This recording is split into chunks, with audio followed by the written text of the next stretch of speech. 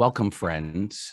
My name is Tarek Masoud. I teach at the Harvard Kennedy School, and I serve as the faculty director of the Kennedy School's Middle East Initiative. And it's my distinct pleasure and honor to welcome you to today's seminar, a conversation with one of the Arab world's most important stateswomen and intellectuals, Dr. Hanan Ashrawi. Now, judging by the incredible response we've had to this event, I'm guessing that Dr. Ashrawi requires no introduction. Yeah. So instead of reciting Dr. Ashrawi's biography, I'm just going to talk about my experience of Dr. Ashrawi. I'll say that she is the first Arab politician I ever admired. I remember I was a teenager when she burst onto the scene, or at least into my consciousness, as the fierce, brilliant, always prepared spokeswoman for the Palestinian delegation at the 1991 Madrid Peace Conference. Now, there were some other notable individuals in that delegation, the late Faisal Husseini and the late Saeb Erekat, who until his passing last year was a fellow in my colleague Nick Burns' Future of Diplomacy project. But no one stood out for me like Dr. Ashrawi as promising a new model of Arab leadership, one that was intellectual rather than military, that emerged from below rather than being imposed from above, and that was modern, multicultural, multi-confessional, and democratic, and which, above all, took advantage of the incredible talent and energy represented by the Arab world's women. Now, in the years since, I have watched in admiration as Dr. Ashrawi, who holds a doctorate in comparative literature from the University of Virginia and was a professor and dean at Birzeit University, went on to become a pillar and global symbol of the Palestinian national cause. She was elected to the Palestinian Legislative Council in 1996 and 2006, and served on the executive committee of the Palestinian Liberation Organization from 2009 until her resignation in the end of 2020. She's the recipient of numerous awards and distinctions, including the 2002 Olaf Palme Prize and the 2005 Mahatma Gandhi International Award for Peace and Reconciliation. She's the author of several books, including This Side of Peace, which I remember devouring when it came out when I was an undergraduate. We are honored to have Dr. Ashrawi with us today. I'll note that we had originally planned to host this conversation a year ago as part of our series of conversations with Arab thought leaders on the run-up to the 2020 US presidential election. And unfortunately, Dr. Ashrawi contracted COVID prior to our scheduled date, and we're grateful that she made a speedy recovery and that she agreed to reschedule this event. Now, Dr. Ashrawi and I agreed that I'd kick off the event by engaging her in a dialogue around the broad theme of the future of Palestine, after which we'd open up the conversation to you, members of the audience. And I want to remind everybody that today's event is being recorded. You'll have the opportunity to ask questions, but note that you will be recorded if you do so, and eventually this recording will be made available on our website. So, Dr. Ashrawi, thank you for joining us. It is indeed an honor. Thank you, Tarek. Thank you for hosting me. Thank you for the invitation. And thank you for the introduction. It's very moving indeed. Thank you, Dr. Ashrawi. So I began my introduction by talking about my first impression of you. And if you'll indulge me a little bit more, my first question is also going to be a bit solipsistic. So 25 years ago, when I was a fairly unsophisticated, largely unlettered college student, I had the opportunity to interview you with my friend Andrew Lowenstein for a college publication we were involved in called the Brown Journal of World Affairs. And it was a tremendous conversation. But the last question we asked you was, where do you envision the Palestinian state in 10 years? And you gave what I thought then, and it was a very cautious answer. You said, and I'm quoting, "It's not going to be easy, and it is not going to be smooth running all the way. We have obstacles and problems, both internally and externally. I would say we will still be in the process of building a democratic state that is based on a market economy and that is open, tolerant, and pluralistic." Now today, 25 years later, even that very cautious statement seems wildly optimistic. What went wrong? Wow. Yeah, it's very hard to predict and to bring out a crystal ball in a situation where you are not in charge of all the components of your reality, as you know, Tarek. The whole issue of peacemaking, reconciliation, whatever, nation building, and so on, was an external initiative that was supposed to end the Palestinian-Israeli conflict, so to speak, and we don't call it conflict anymore, and to liberate Palestine. And earlier, everybody was quite naively, perhaps optimistic, that this is the end of an era. The international community told us, if you accept 181, and then they said, no, 242 and 338, if you accept a negotiated settlement, etc., then that's it. All your problems would be over. Palestine would be liberated. You'd have your state and independence. Unfortunately, none of this happened for several reasons. Number one, there was no intention whatsoever from the beginning to respect the Palestinian people's right to self-determination and to freedom and independence. And of course, to respect our rights. From the beginning, the US, which was the sponsor of the talks, not only took the side of Israel, protected Israel, gave Israel room to continue with its policies, expansionism, and so on, but also based its own political approach on the basic precept that Israel is a strategic ally of the US, and that Israel has to maintain the strategic qualitative military edge in the region, and that the Palestinian question has to be somehow contained or controlled. And they based that approach on the 1978, 79, 78 Camp David agreements with Egypt, that the Palestinians can have some autonomy. So from the beginning, it became functional rather than territorial or legal or political. That's one with the American approach, but also there was no intention whatsoever on the part of Israel. At that time, it was Shamir, but successive Israeli governments to deal with the Palestinian independence or sovereignty or rights either. It was a question of how do you manage the conflict, how do you maintain control, how do you maintain sovereignty, and at the same time bring peace and quiet to the region and to Palestine and normalize with the region. The successive governments continued with their expansion of settlements and land theft and so on. And it became very clear that we were caught or trapped in a transitional phase designed by the initial peace process that would not lead anywhere, lacking any kind of accountability for violations, lacking any kind of even-handed peace brokerage, so to speak. And the fact that Israel was given cover to act with full impunity. And we saw how everything deteriorated on the ground. And so there was a disconnect.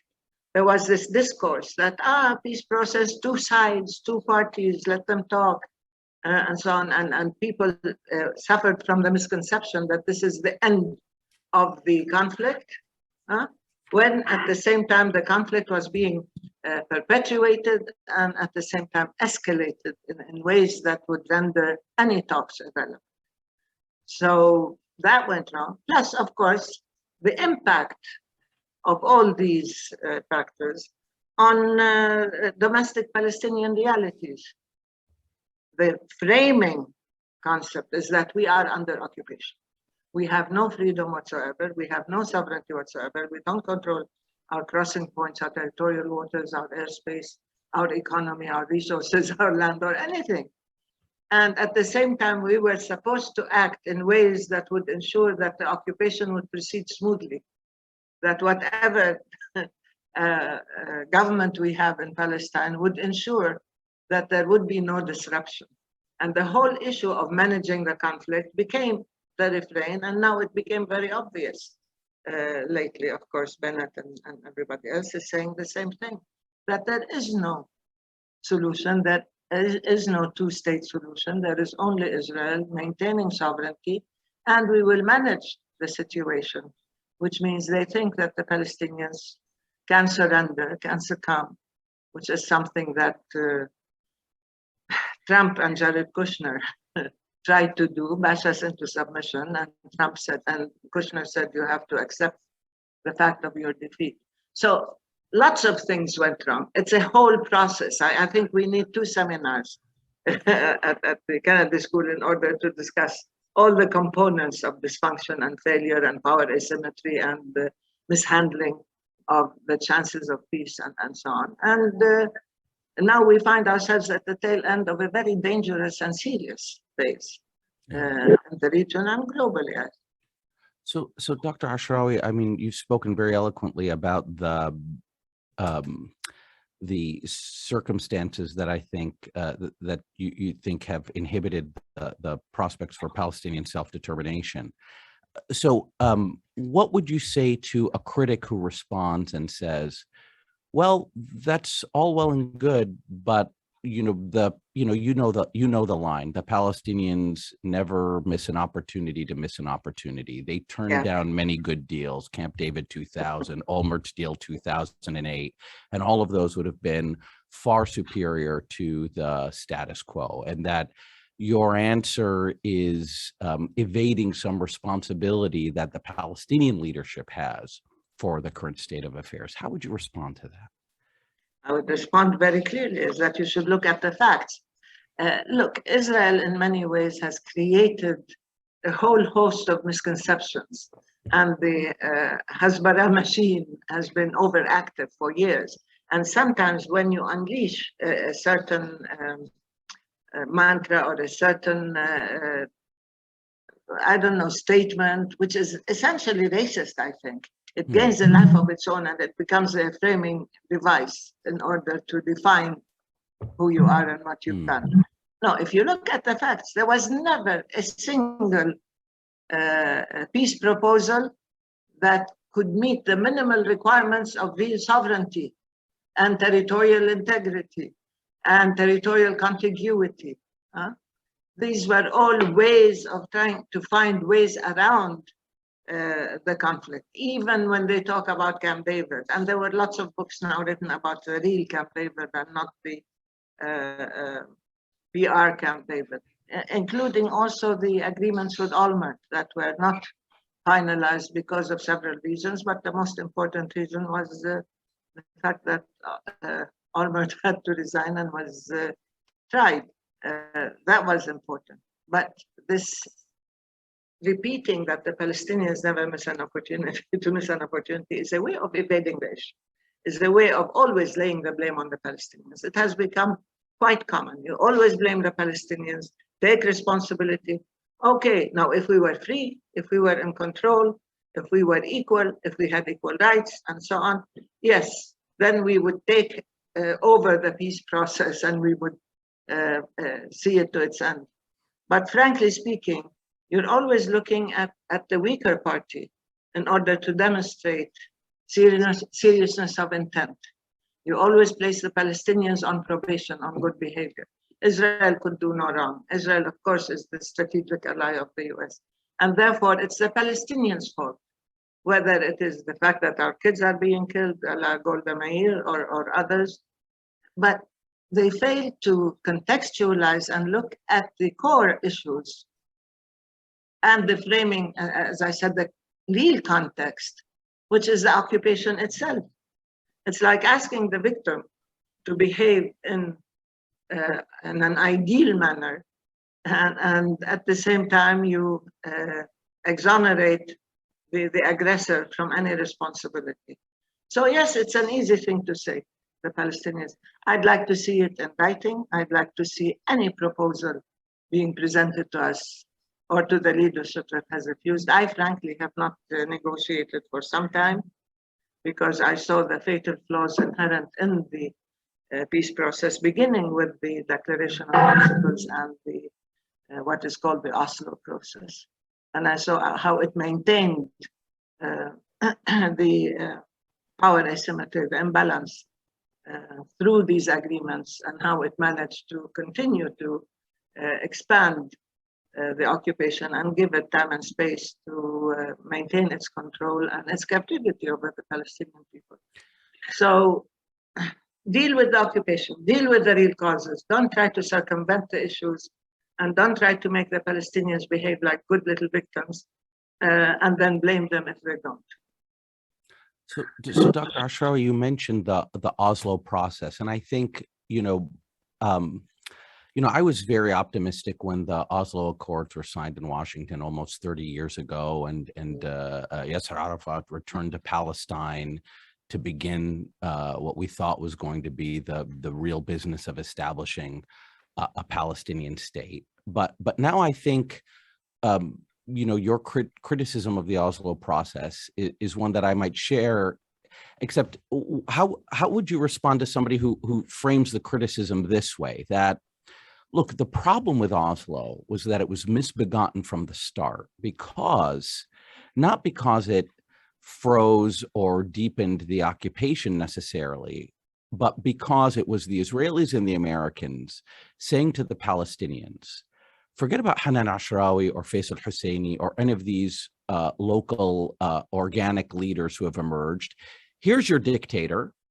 Now settle down and live like they do in any of these Arab, quote, republic monarchies or republic authoritarian regimes like Egypt or Yemen, and we're going to deal with your boss.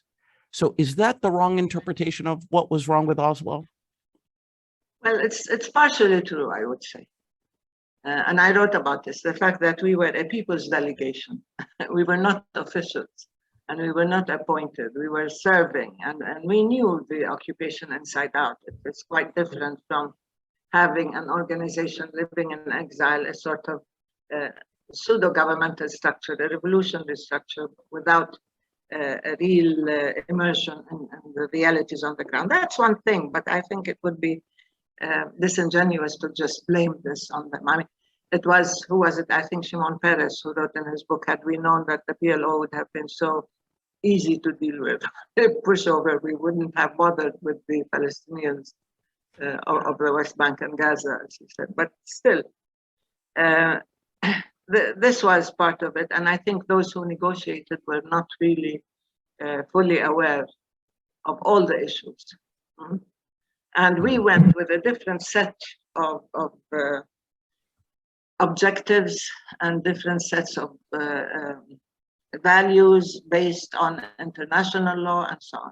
Now, the real flaw in the agreement is the fact that it maintained, as I said, Israel's control, the power asymmetry. It did not deal with the real issues. It postponed the core issues to a later date without any assurance, without any guarantees. So when you postpone the issue of Jerusalem or settlements or refugees, what you're doing is adopting a functional approach, not a territorial or sovereign approach, and saying, okay, you can start running your own lives, you can be responsible for your own schools and so on, but we were and we are and we can. I mean, this isn't a problem, that's not the issue was the occupation.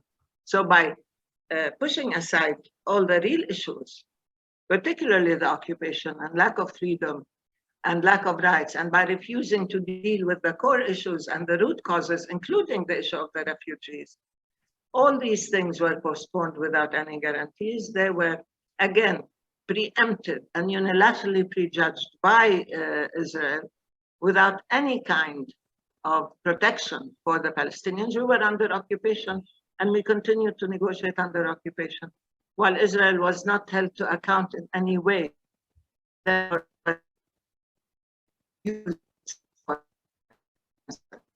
agreement adopted the phase approach and the functional approach. We were offered to run our lives in 1980 by the civil administration and the military governor. I remember I was summoned. The office of the military governor was across the street from my house, and I used to get regularly summoned or detained. And I was told, well, why don't you just accept to take over the school system, the hospital system, the health system, the municipal system, and so on. And that was the days in which they thought they could get what we call the village leagues, people who would collaborate with the occupation and would accept functions under the occupation. And we told them very frankly that we don't want to work for the occupation, we want to end the occupation. So this approach continued.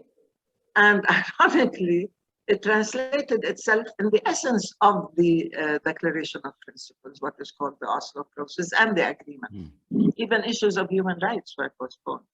So the security component was pages and pages, annexes to the agreement, and the human rights component was one paragraph.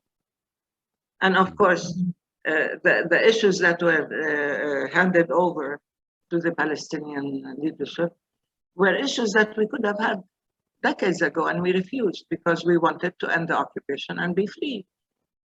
And so the outcome in many ways snowballed because Israel felt free to continue with the occupation and placed all sorts of responsibilities on the shoulders of the Palestinian leadership, and therefore created a rift that has widened and widened between the people and the leadership, while Israel continued to violate all agreements, all aspects of the agreement. The Palestinian leadership was held responsible in accordance with its obligations, primarily the security obligation. And that led to undermining its credibility and support from the Palestinian people. And of course, people lost faith in any kind of peace or peace process that follows the same logic and that has no foundation and that does not respect international law. Dr. can I just push on this point just a little bit, because you describe what I view as a kind of real difference between people like yourself and the leadership of the Palestinian Liberation Organization. As you describe, you were not willing to become an agent of the occupation, but the PLO was, and so your I think your frustration with the Israelis is understandable. But shouldn't the frustration really be with the Palestinian leadership that was not able to effectively advocate for the Palestinian cause? And would the situation for Palestinians have been better if, in fact, they had not subordinated themselves or allowed the PLO, which by the time of Oslo is an organization that is looking to survive? And so Israel and the US throw it a life raft. And in fact, would things have been better had that not happened? And so how much responsibility do say you have or other organic leaders have for accepting the PLO as the leadership of the Palestinian national cause? I don't be too quick to dismiss the PLO. Okay. We were fighting under occupation. We were facing the army. We were shot at. We were beaten up. We were carrying the flag. We were saying the PLO is our sole legitimate representative because we knew to us the PLO represented our national identity and history of struggle. Yes, it was a revolutionary movement, but it was also a representative body, and it was our leadership. And we felt that the PLO has to be recognized. And the PLO has to represent our right to self-determination and our identity globally. Israel wanted nothing better. Shamir's conditions for the Madrid peace process was not to have anybody from the PLO or anybody affiliated with the PLO or a member of the PLO. Now, under occupation, the PLO was illegal. So nobody came out and said, I'm a member of the PLO, but everybody supported the PLO. And when we negotiated, I remember every meeting with Secretary Baker, I think I kept saying, we are the people of the PLO. We saw in the PLO the embodiment of our identity, of our history, of our struggle. So we were not at all dismissive of the PLO, and we cannot be. And we made sure that we represented and we continued to coordinate with the PLO in secret. As you know, Faisal and I were twice detained and questioned, and Shamir was going to imprison us because we talked to the PLO. But it was very important because we were not just a people under occupation. The PLO represented all Palestinians everywhere, in exile, in refugee camps, expats, as well as Palestinians in Gaza and the West Bank, including Jerusalem and so on. So we needed this comprehensive representation, and we needed to be true to our heritage and history of struggle and our identity. Now, the regression that took place after the signing of the agreement. The PLO was in trouble, the Americans were determined, and many Europeans, to end the PLO, which was an Israeli demand, that there shouldn't be the PLO. Why don't you talk to the Palestinians under occupation? And we said we are not village leagues, and we will not talk to our occupier. And at one point I told Baker, you are asking us to do something illegal. According to the post-Geneva Convention, people under occupation cannot be brought to negotiate with their occupiers or to sign any agreement. It would be illegal because that would be under duress. So we needed the PLO as our comprehensive representative national government and symbol of national unity and history and struggle. So it was important to every one of us. And we tried very hard to bring the PLO out into the open, to have it legitimized and recognized and so on. Now, what happened came later, where the PLO evolved, where gradually there were attempts at weakening the PLO and strengthening the PA. And the PA is the functional arm that the PLO set up in Tunis in 1993-94 in order to build institutions and deliver services. So the international community and the Israelis and everybody moved forward with the PA, which is a functional structure, and weakened the PLO and sidelined the PLO. And one of my objections was the sidelining of the PLO, not as people or individuals. After the passing of Yasser Arafat, we saw that there was a new phase, but still as a representative body, as a national identity. And so the weakening of the PLO, the gradual sidelining of the PLO, meant that the functional approach of delivering services, building institutions that was entrusted to the PA by the PLO took over. And the PLO became a shadow of its past glory, let's say. And that's why many Palestinians in exile are very upset, because they feel that they're not being represented anymore. The weakening of the PLO deprived them of their own address. And nobody is saying, let's just toss the PLO now. No, everybody's saying, let's reform and have elections and carry out serious changes in the system and reinvigorate and re-legitimize the PLO as a system of representative governance, as a democratic system, and not accept the PA as a substitute for the PLO, because the PA is bound by all sorts of relationships with Israel that continued to weaken the Palestinian reality and the Palestinian people under occupation.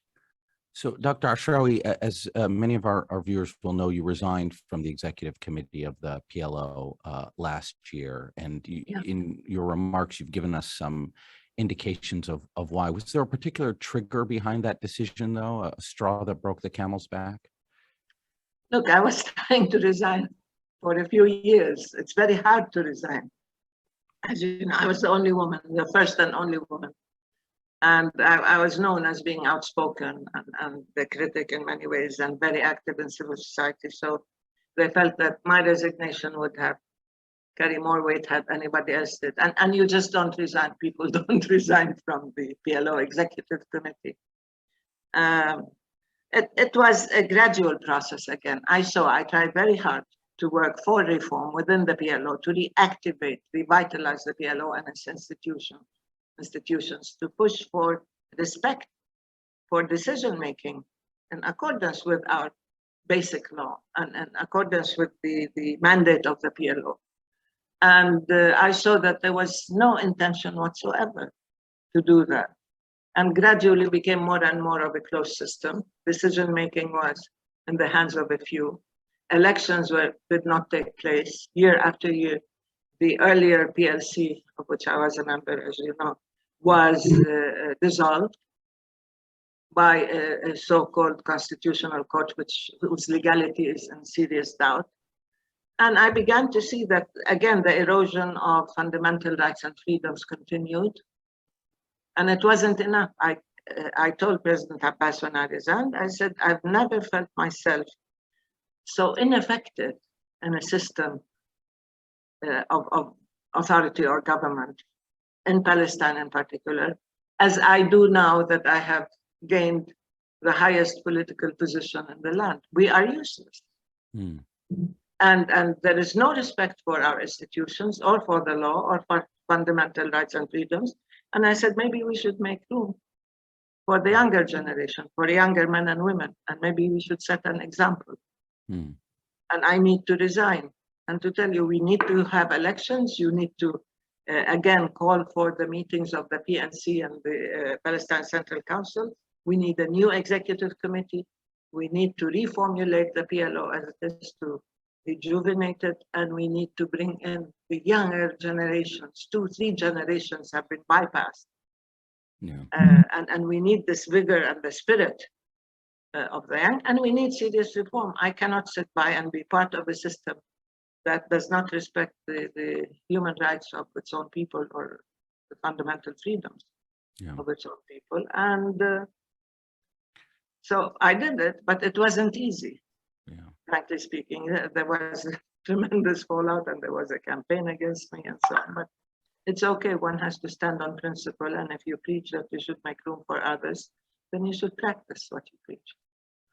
You know, Dr. Ashrawi, I read your resignation letter, and you know, as you just said, you spoke of, you expressed the hope that your resignation would, and I'm quoting here, invigorate the capabilities of women and youth and enable them to bear the responsibility of serving our people and defending our basic rights, as well as reinforcing true democratic practices and principles of good governance. And you know, I'm an Egyptian. I study Egypt, and reading that, it really did remind me of 2011 in Egypt. It felt to me almost like Dr. Hanan Ashrawi was calling for an Arab Spring style popular revolution against this sclerotic, male-dominated leadership. And last summer, in fact, we did see some protests in the West Bank with the Palestinians saying, "Ash-sha'b yurid isqat an-nizam," the people want the fall of the regime. Would I be wrong in saying that that's what you're calling for as well? Isqat hadha an-nizam, the fall of this regime? Look, I've studied the Arab Spring, yes, but the Palestinian people have their own pattern, or let's say their own ways of expressing themselves and their discontent and their anger and their need for reform, as well as their own ways for resisting the occupation itself. And people saw that so long as we are weak and so long as our internal system is fragmenting and becoming dysfunctional and more controlled and more closed and centralized, that we are weak and we are unable to face the occupation and to have the popular resistance that everybody's calling for. Our reality is not so simple. We're not just trying to rebel against a regime. And remember, these people were our ideals for a long time, our idols. We knew that things were interconnected, and we knew that in order to be empowered to stay on the land, in order to be empowered to stand up to the occupation and all its injustices, we have to do justice to ourselves and each other. So I wasn't calling for a revolution or for isqat al-nizam, because we had the tools at our disposal. I was calling for using the tools, for activating the political will to carry out serious change and reform, and not just symbolic gestures and so on. Because one reason I left was I don't want to be a token. I don't want to be used as a front. And I saw the spirit and the determination of the young people and how they are able to cope with the world and with the imperatives of the 21st century and so on, rather than throwbacks to the past. And they wanted a chance, and they need a chance. And without elections, they won't be able to get a chance. We saw this in the Arab world. Yeah. It's easy to mobilize in cyberspace, but if you don't organize on the ground and bring out the vote, it's easy to bring down a system, but how do you replace it and with what? You have to be ready. So to us, the issue was how ready can you be? And this is the ongoing discussion in civil society and with all the lists that wanted to run the electoral list. that wanted to run before the elections were cancelled. And the cancelling of the elections was really very serious, and it increased the protests. And what brought matters to a head was the killing of Nizar Banat, as you know, by the security forces, and then the subsequent violence against the protesters. So some people, yes, say we want to change the regime, but others say we want to have elections. And we want to be able to exercise our democratic rights and our freedoms. And there are meetings ongoing now to see what can be done and what is the best way.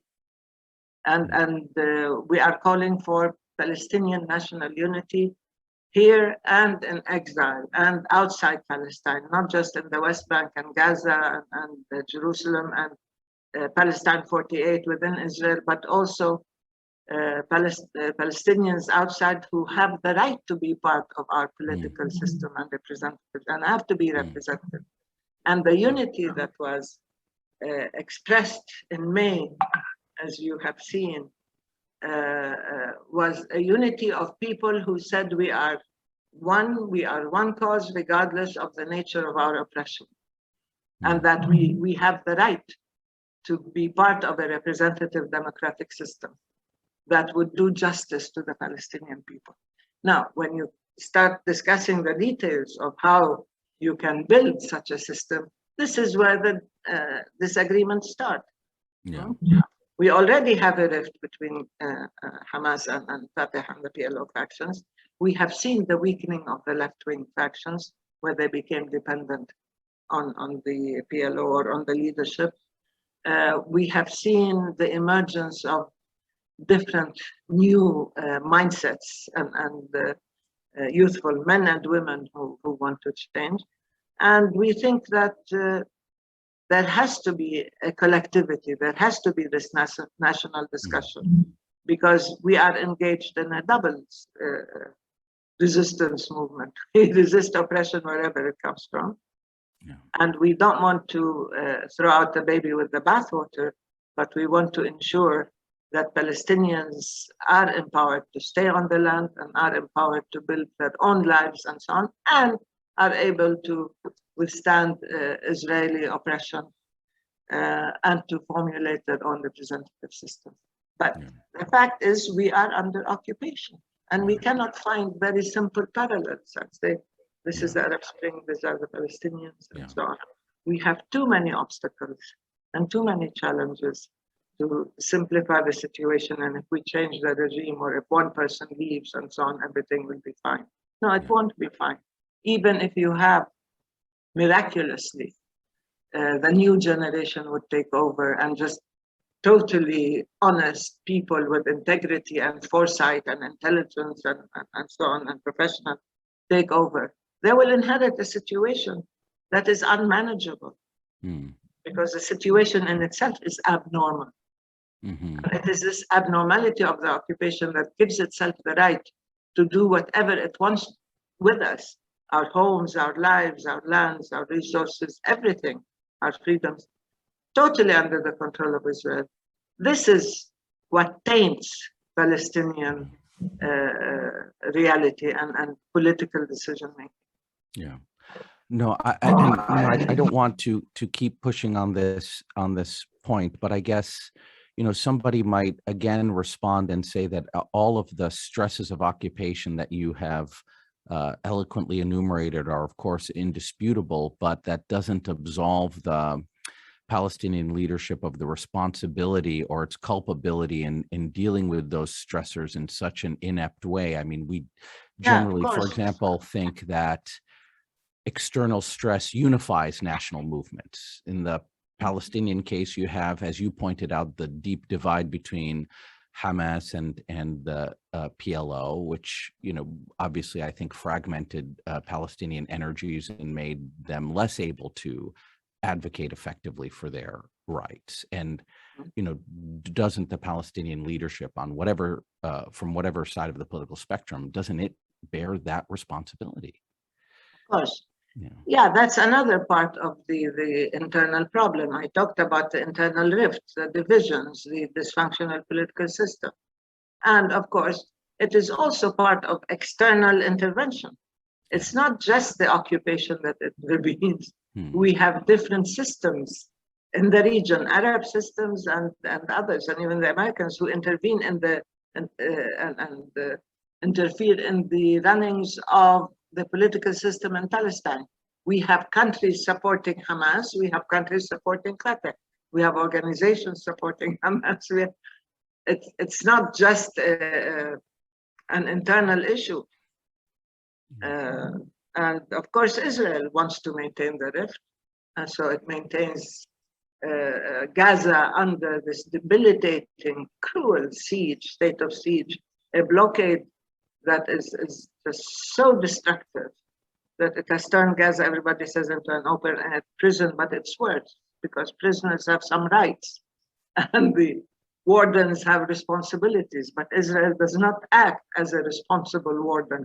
It just acts in ways as to increase the suffering and the anguish of the Palestinians of Gaza, and periodically shelling and bombing and killing thousands and getting away with it. Because of course, Hamas is labeled as a terrorist organization. Hamas is in Gaza. The battle is between Hamas and Israel, not Palestinian people. And therefore, it is Israel who's in a state of self-defense against Hamas. The illogic of these statements that the world sometimes swallows whole, that it is Hamas and Israel. What Hamas? These are Palestinian people living in their land, being laid siege to. Most of them are refugees from what later became Israel, and they cannot go back to their homes and their lands because Israel was created on their homes and land. And then Israel gives itself the right to shell and bomb and siege and control what comes in, what goes out, or to put the Palestinians of Gaza on a diet. They're going to, not to starve them, but to put them on a diet. They know how much they can tolerate. There's an incredibly cruel, racist mentality and the intoxication of power, and then blaming everything that happens to the people of Gaza on the fact that Hamas is there, and then labeling everybody as a terrorist, and then saying Israel is in a state of self-defense. All this is just beyond reason. These are people under occupation and a blockade. We in the West Bank are under occupation again and suffering from expansionism and so on. And the problem to me, again, the irony is that you have two systems of governance that got used to privilege and power. And they don't understand that the more divided they are, and the more they use the Palestinian cause for their own benefit, the weaker is the Palestinian cause itself, and the more they undermine the rights of the Palestinian people. Here you're talking about Hamas and Fatah. Yes. Yeah. Yes. And of course, there are other factions that have been weakened gradually. The left is very weak, but Israel, of course, targeted everybody. I mean, look, it arrested our parliamentarians, whether they are Hamas, Fatah, Jabhat Sha'biyya, or whatever, because it doesn't respect the law. And Israel maintained this division between Gaza and the West Bank, even though in the agreements it says territorial contiguity and there will be free passage from Gaza to the West Bank directly, and so on. No, but it kept Gaza totally under siege, and it fragmented and stole most of the land of the West Bank and expanded and built more settlements there. And so you have two different types of systems, and you have two different types of political systems in Gaza and the West Bank. In Gaza, you have more of an ideological system, Islamic system, even though it describes itself as a resistance movement, a national movement, not a global Islamic movement, the way they try to present it. Yeah. So the complexity of the situation between Gaza and the West Bank is something that is not easily resolved. Yeah. For certain built-in reasons, for certain interests that maintain the division, and of course because the physical realities make it very difficult for communication, for organization, and for reconciliation. But if you ask any Palestinian anywhere, he or she will tell you, we want reconciliation, we want unity. And this fragmentation, this division has weakened all of us. Yes. And of course, the leadership is to blame. Yeah. I mean, you know, the point that you made about the framing of the Israeli interaction with Gaza as, you know, as a battle between two equals. I mean, that's a very important point that you make. Of course, an Israeli might say, you know, we're responding to Hamas firing rockets at us. And I guess you would have to also concede or admit that that action by Hamas is completely just on a purely strategic level, deeply detrimental to the Palestinians, no? Yeah, the thing is, Israel got used to shelling and killing and bombing and destroying homes and killing thousands and getting away with it, with no accountability. So frankly, when Hamas shot back a few missiles, look at the disparity in the victims and the destruction. But still, the Palestinian people supported Hamas. There was a sense that we are not lying down and dying quietly, that at least there is somebody who is doing something about this incessant violence that we are subjected to.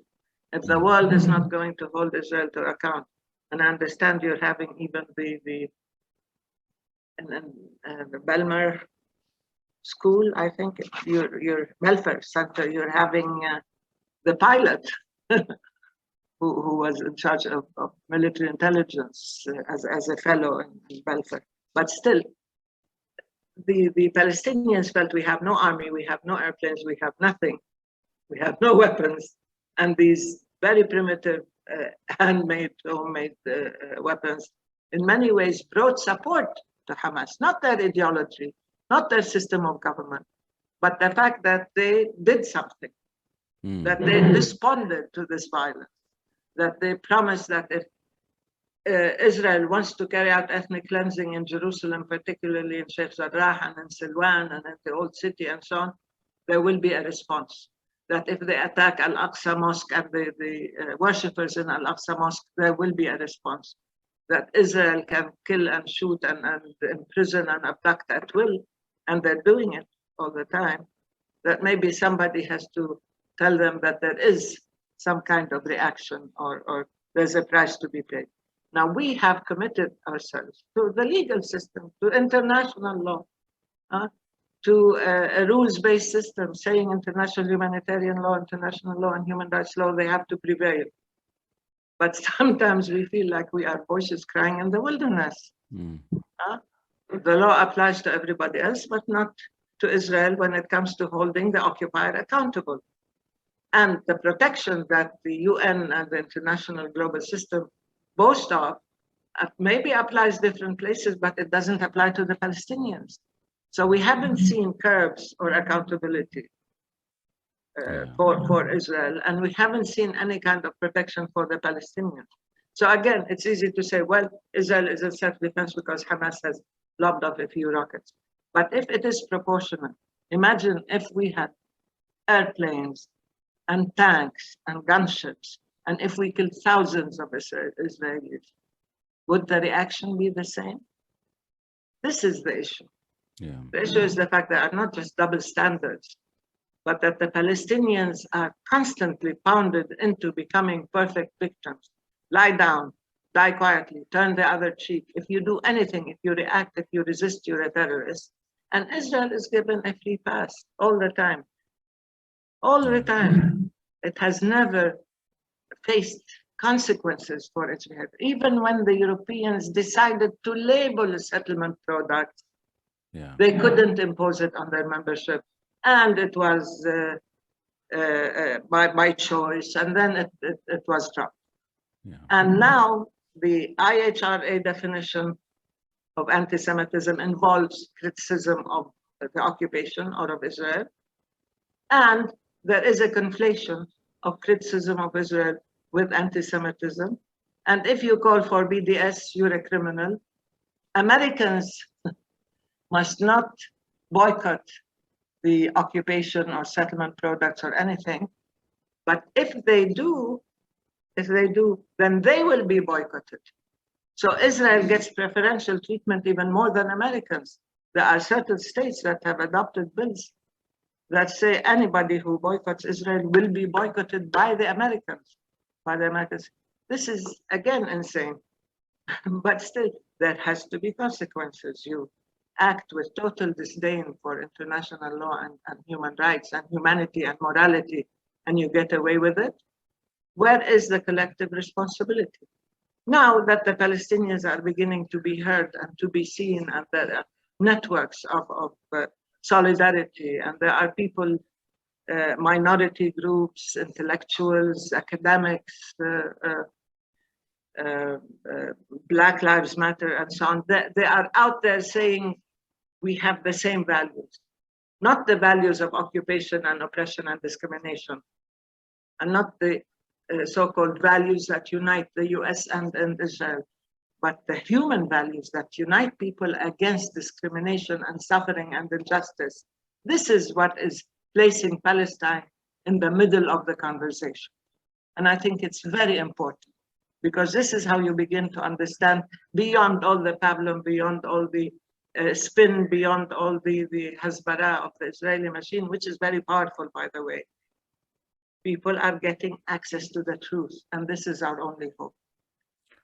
So I want to note we only have you for about a half hour more, so I want to open the discussion up to our audience, and I just want to let everybody know you can ask a question by raising your hand using the Zoom raise hand function, and I'll call on you in the order that that you appear. Before I turn it over to our audience, I guess the last question I have several more, but I'm going to yield my time to the audience. But, you know, Dr. Ashrawi, of course, it's far too early for you to be retrospective about your career. But if you look back on the last 25 years, what would you say has been the greatest positive achievement that you've made on behalf of the Palestinian cause? Well, there are several I think I would be proud of. Of course, my greatest personal achievement are my daughters and my grandchildren, but that's biological. But I'm very proud of them also. As a mother and a grandmother, I can never forget that this is something that means so much to me. And as my daughter said, when I was being beaten up or arrested or whatever, they used to say, well, my mother is doing all these things for us so we can live in peace, so she can come home and live with us and spend more time with us. So they even understood. They lent me also to negotiations at one point. But I think the work I did within civil society, I feel is very important. I began working for the cause when I was an undergraduate at the UP, and as I was elected to the General Union of Palestine Students and continued. But the fact that I set up these organizations is very important to me. The Independent Commission for Human Rights, which became the sort of ombudsman and the arm of Transparency International, as well as the Coalition for Accountability and Integrity, AMAN, anti-corruption, and of course MIFTAH, which is for dialogue and democracy. But the fact that we made space for these principles and these ideas, and that we worked within people within civil society in order to create a constituency and a drive. This is important. But I also feel that it's important to speak out, not to be silenced, not to be intimidated. People say that the Madrid process was an eye-opener for many people, that we were no longer silenced, that we spoke out, that we presented ourselves for who we are, for what we are, and not being presented and distorted and labeled by others. So that is important, that we broke on the international scene and we said, you know, this is who we are, this is Palestine, these are the Palestinian people, we have rights, and we address you as equals. You will not be subdued and subjugated. And I think this is something I worked at And I refused to be intimidated, even when I was threatened, even when I was detained, and even, under the Palestinian leadership with which I worked very closely for a long time. And I'm proud that I never compromised my principles. I never asked for anything personal. I never asked for privilege or benefit or position. And I've maintained my own self-respect. So that can be important also as a model of leadership, if you will. Absolutely. Okay, thank you for that, Dr. Ashrawi. Let me open it up to our audience. So the first question I have is from Irv Plotkin, and I think I have to unmute him. Go ahead, sir. Thank you so much, Professor Masoud, and it is really a privilege to hear and speak to you, Professor Ashrawi. Thank you so much. I want to go back to one of Professor Masoud's earliest questions about why things haven't gone differently, and you were mentioning, I think, back to 1947 and Resolution 181. In the academy, frequently we use a contrafactual to understand how things might have been different and how things could go forward by some understanding of this. What if, at the announcement of the UN partition, the armies of Egypt, Transjordan, Iraq, and Syria had not attacked Israel? What if there hadn't been lots of terrorist bombings of schools and buses and calls in the mosques every Friday for the destruction of Israel? Or when the West Bank was turned back, if Hamas was not elected on the platform of the destruction of the state? Might the mindset of the Israelis be different so that one could have some real progress toward peace? I realize it's contrafactual and maybe hard to guess, but I'm just throwing that out as something to consider, that it's not all one-sided. Thank you for that, Dr. Plotkin. So, Dr. Ashrawi, what's your response to that? Yeah, I think you have to look at things in context. Again, historically, yes, if you are a Palestinian and somebody is giving away 55% of your land to create another state on your land to people who were less than 30%, actually they owned less than 7% of the land. And the whole issue was seen in the context of a colonial system that is attempting to superimpose a state on an existing country at the expense of the people themselves. And that's why people rejected the state of Israel. At the beginning, when the Jewish population in Palestine was Palestinian and was part of Palestine, and they were seen as Palestinian Arabs, there was nothing wrong with being Jewish or Palestinian. Sorry, go ahead. Yeah, so that was a different situation. Now, the Arab world saw in Israel as part of an outpost and an extension of a colonial mentality, not just to divide the Arab world, but also to steal Arab land and to create a state that wasn't indigenous to the area.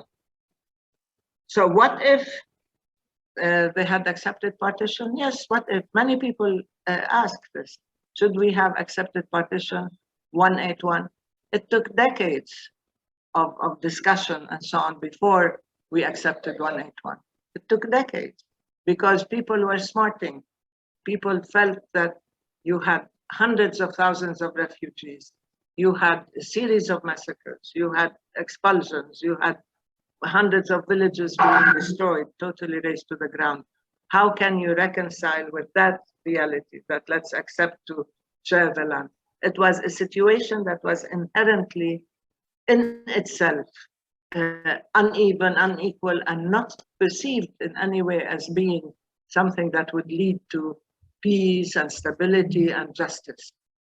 It was seen as a deliberate attempt at destabilization and at depriving the Palestinian people of their lands and their rights. And so, of course, people reacted negatively. But it took, I think it was until 1988, although some movements in Palestine, and I belong to some other movements, agreed to the partition in the 70s. But again, that was not accepted. In 1969, 68, 69, when I was a student, the Palestinians proposed the one-state solution. They said, why don't we have a democratic, non-sectarian, and some people said secular, so we had a long discussion, is it secular or non-sectarian? A democratic state, non-sectarian state, where people of all persuasions and ethnicities who are there, who want to stay there, can live in peace and in equality. And the proposal said Jews and Muslims and Christians, and I add non-believers and so on. People should be able to define themselves whichever way they want and of whatever ethnicity on the land, that if they can come to terms with that concept of equality, then the issue would have been resolved. But that was rejected also. So there were many things, many proposals that were rejected, but the creation of the State of Israel, frankly, was seen as a major injustice done to the Palestinian people. And that's why until now, we are still living the ramifications. So it's easy to say, what if you had accepted? Yes, what? I mean, ask any American, would you be willing to give away the majority of your land and to bring in people? I guess we should ask the indigenous Americans whose land was taken away anyway. But still, I'm sure the principle of partition or sharing, I would say rather than partition, the principle of sharing could have been a basis for any agreement. You know, Dr. Ashrawi, when you talk, obviously the pain of the occupation and of the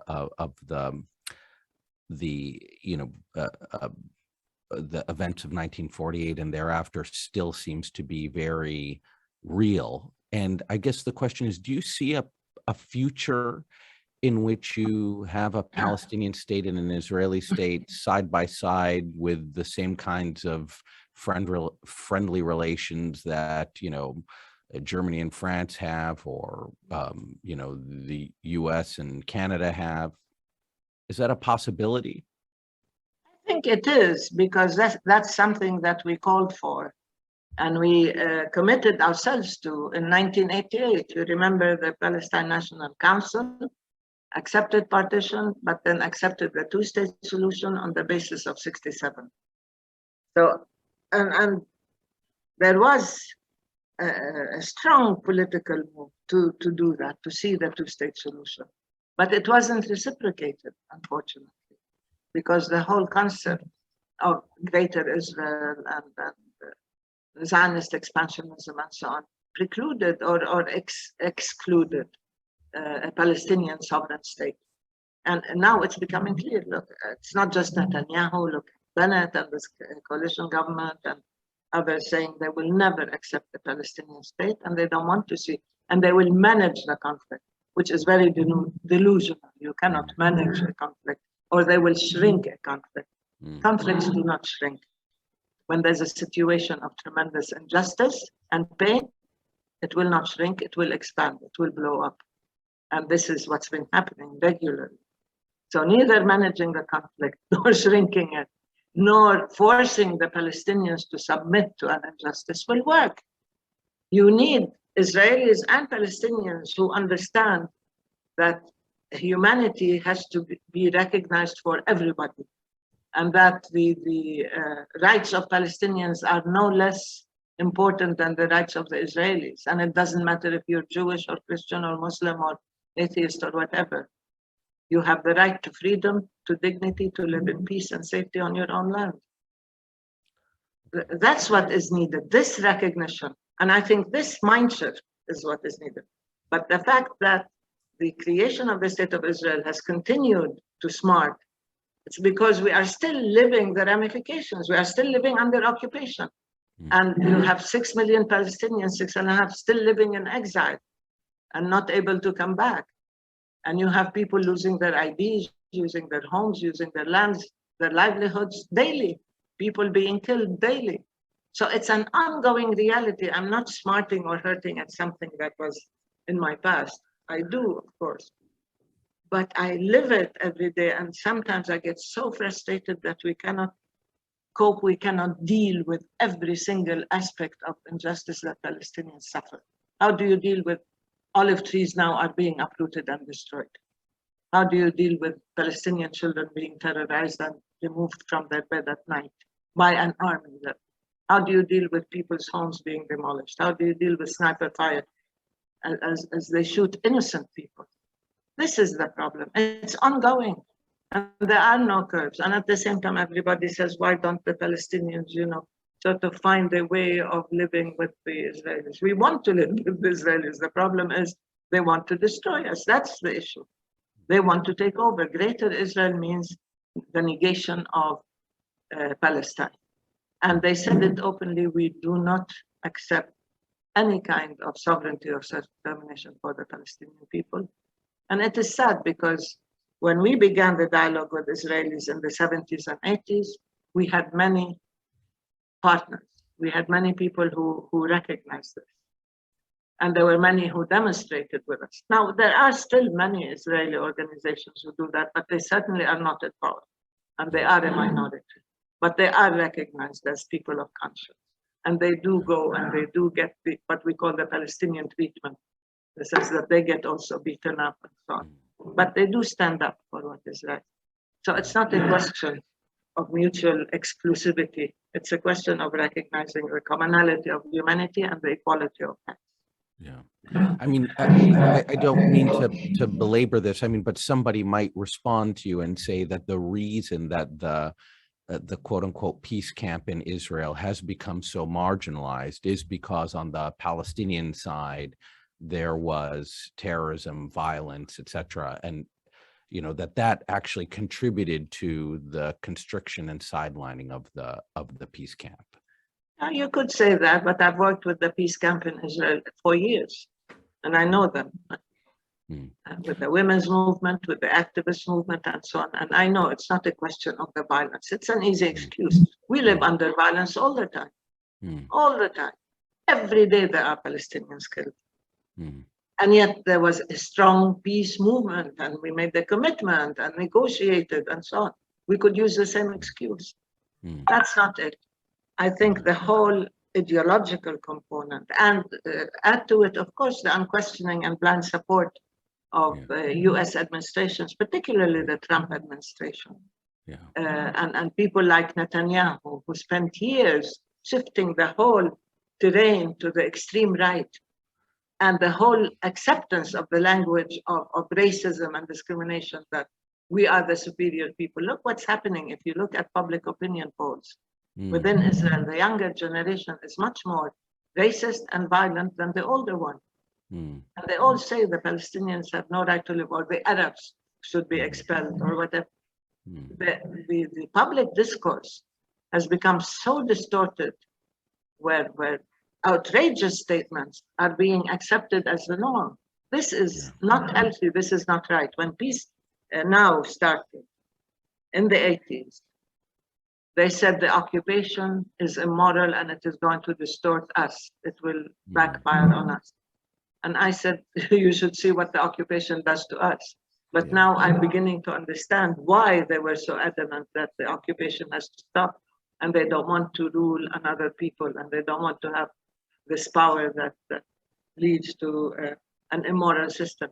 And it has backfired. Look at the legal system. Look at the public discourse again. People like Netanyahu and the right managed really to shift the political terrain to the extreme right. And then when you have, again, a coalition with the fundamentalists, whether they are Jewish fundamentalists or Christian fundamentalists or even Muslim fundamentalists, this mentality of either or, of divine right, is not conducive to any type of peace, because it means I'm absolutely right and God gave me this right, and therefore you must be absolutely wrong, and I will exclude you. I will not make peace, because gods don't compromise. So that's the issue. Military power, unaccountability, total impunity, ideology, a sense of belief that you have entitlement, that you are entitled, and you can get away with anything. This is very dangerous for anybody. And these things have happened and have built up over the years because this abnormal situation of occupation and oppression and justice was allowed to continue unabated. It has distorted many things. And therefore, if you want to deal with it, don't deal with peripheral issues, side issues, technically. Deal with the causes. Nobody said we don't want to live with Jews. Nobody said we don't see Israel as existing. But the problem is that everything that has happened so far told the Palestinians, you do not enjoy equal rights, and you do not enjoy protection, even of the law, and therefore Israel can get away with anything. That's something that cannot continue. And I know, and I've seen it among people in the States and public opinion in Europe. They're shifting and they're speaking out. Before they used to be scared, there's a price to be paid and so on. But now people are speaking out, people are expressing solidarity with Palestine, people are exposing the truth of the reality on the ground. And that is gaining, as I said, traction, and we have become part of the conversation, which is very important if you want a real solution. But there can be no band-aid solution.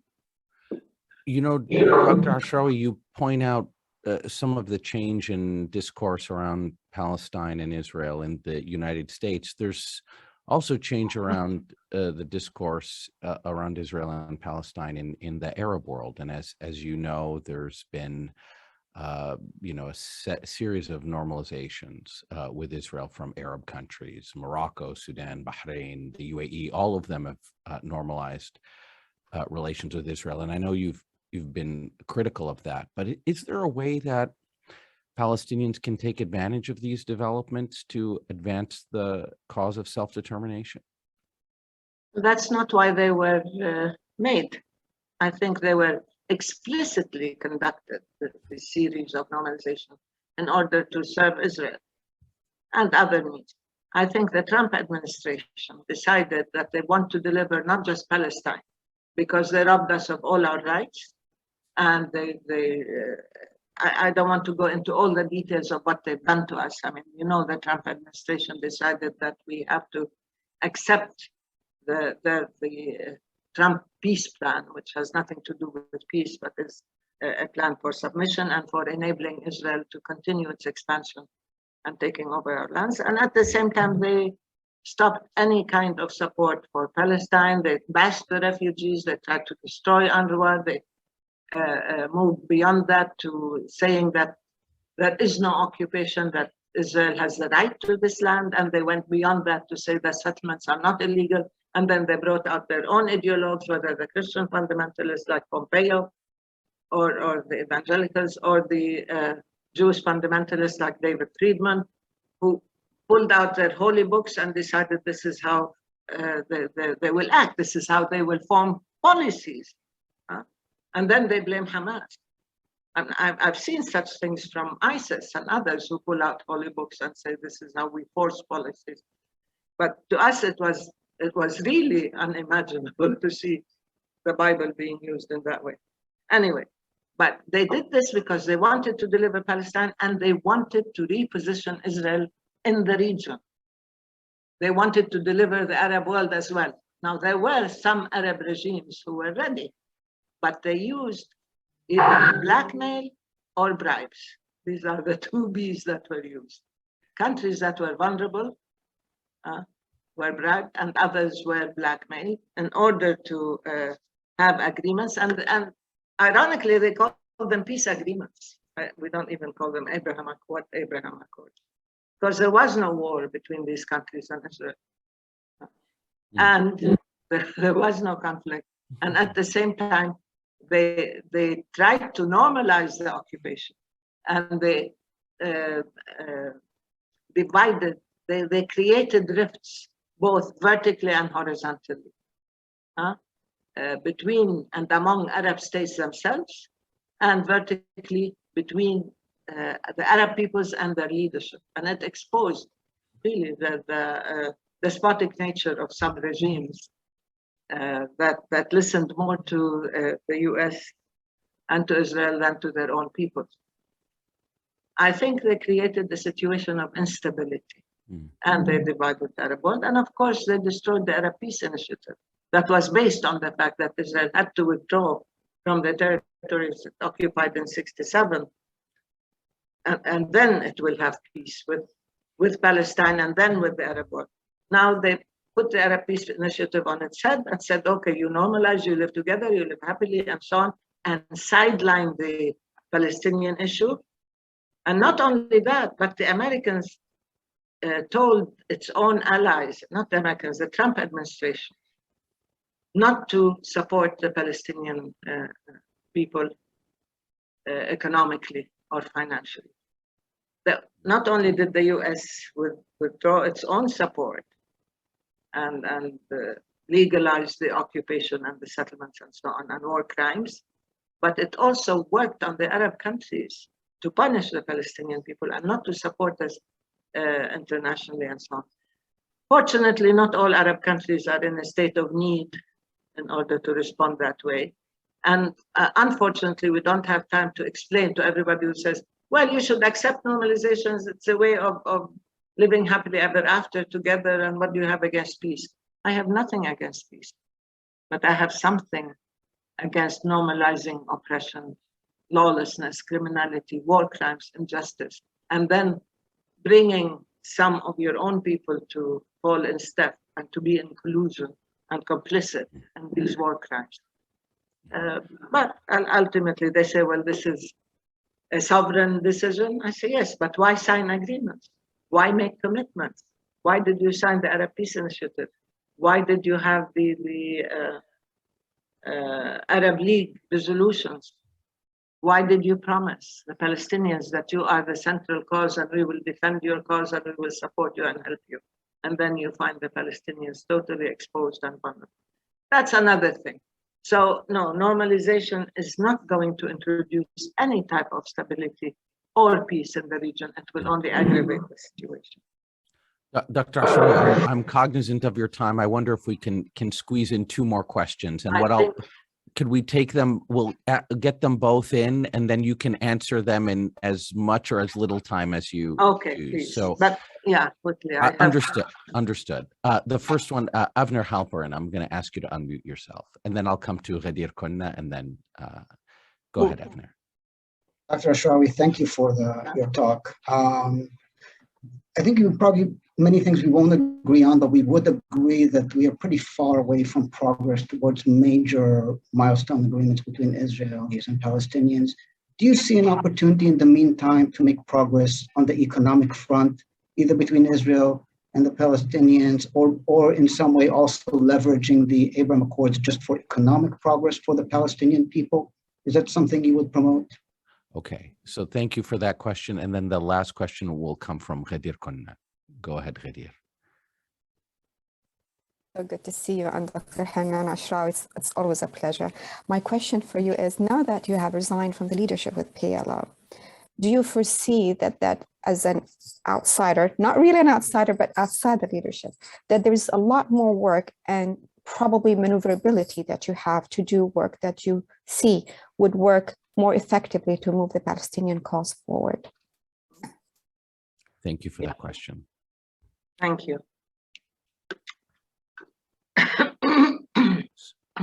So the first question was on the issue of economic peace. Yes, this is from Avner, right?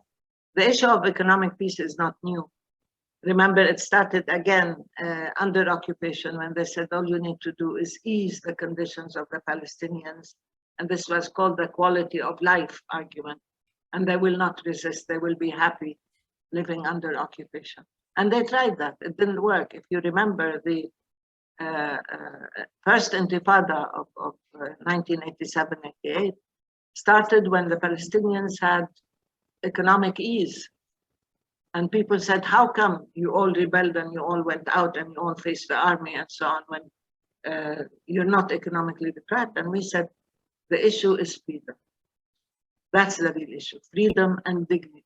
It is, and the qualities that we want, the quality of life is a life of values, a life that respects human rights and respects your own dignity and your own freedom. And that's what we kept insisting on. Then Netanyahu came and again revived, resuscitated the economic peace agreement. And again, it didn't work. But then Jared Kushner and Trump decided that they're going to have a peace agreement, and he had a meeting. They had a meeting in Manama and Bahrain saying that they're going to have a peace agreement, prosperity to peace or peace to prosperity, I don't know, where they would, in the next 10 years, they would collect $50 billion or something, and they would spend that money on the region, including Jordan, Egypt, Lebanon, and so on, and including Palestine, in order to ease conditions for everybody, and including Israel, of course. So it was very disingenuous, because I'll tell you frankly, all we needed was to be in control of our own resources, our own land, our own freedom of movement, and we will be very prosperous. We are capable of building a great economy if we have this freedom of movement and control. And the occupation costs us about $10 billion a year. And so telling us we're going to see if we can raise funds from rich countries and rich individuals, and part of it is loans and it will be spent. Why are you doing that? I mean, if this is again one way of evading the issues. If you want real peace, then deal with the cause of the conflict, which is the occupation and the injustice done to the Palestinian people. That's how you can have real peace. And it's a different quality of life. Now, the agreements, particularly between the UAE, and it's not the Americans who are paying the price, other than the F-35s that the UAE wanted. The bribery works here. Is an agreement of an economic cooperation. They even signed agreements with the settlers. When the Europeans were saying they're going to boycott the settlers, the Arabs received a settler business group and signed with them. And how can that affect the Palestinians other than legitimize a war crime? How? Israel is making money. The UAE is making money. They are very happy with this. The US is selling weapons and giving out weapons and so on. But it only makes Palestinian lives worse. There is no economic fallout for the Palestinians from these agreements at all.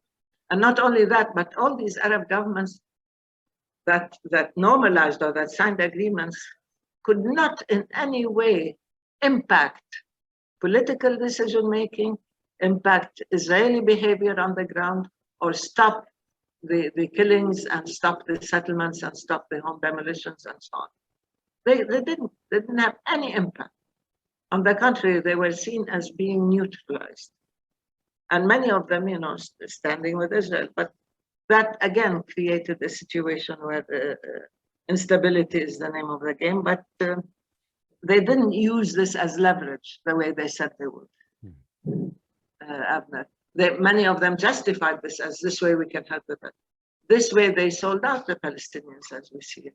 But there were, again, regimes that wanted to protect themselves. There were countries like Sudan that wanted to get off the terrorist list and lift the boycott, the international boycott and sanctions against them. There were others, whether it's Morocco or whether it's Bahrain and so on, who had their own needs. And in many cases, the US was willing to pay the price under Trump. So here we are with a situation of greater complexity and divisions in the region. As far as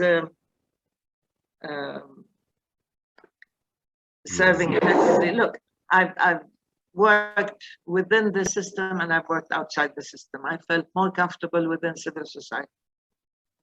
I feel, and I felt most comfortable in my academic circles. I love my students. Until now, we still have a wonderful relationship with students. And when I was at Birzeit University, and I'm still on board that university, and that's why whenever I get invited to go to universities all over the world, I go, because I feel I have captive students. I want to lecture or start an engagement with students. But sometimes it's necessary to take a decision to sort of roll up your sleeves and take the responsibility of an official post. I ran for elections because I believe, and every post I took, I was elected for.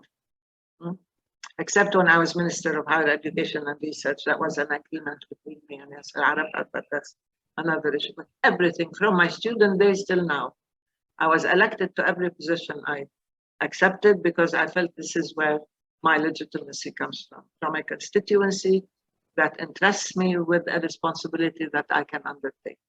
And I have never compromised, even when I was in office. I always spoke out, and I always spoke my opinion. And there are many people, even Israelis, who say we disagree with you, but we respect you because we know you don't lie to us and you don't mince words.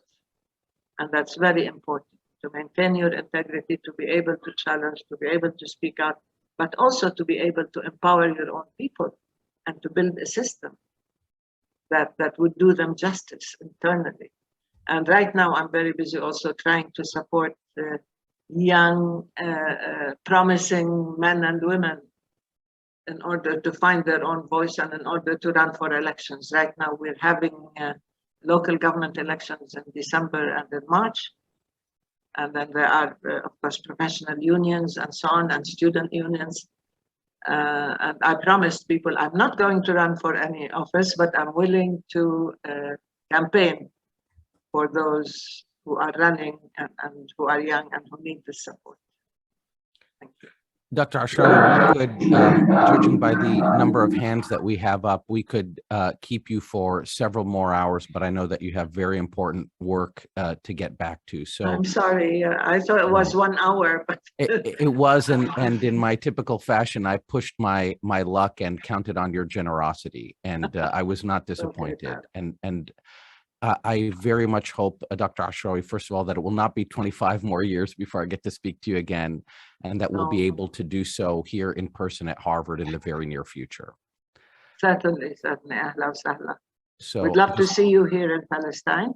Inshallah. And I will be meeting with the Harvard Trek every time they come to Palestine. I have a very good relationship with them as well. Wonderful. And I will not stop. Given that I might not get a visa, I hope I will get a visa to be able to visit you. We very much hope so. So everybody, please join me in thanking Dr. Ashrawi, and we'll see you all soon at our next event. And inshallah, this event will be on our website soon. All right. Thank you, everybody. Thank you. Bye-bye. Bye-bye.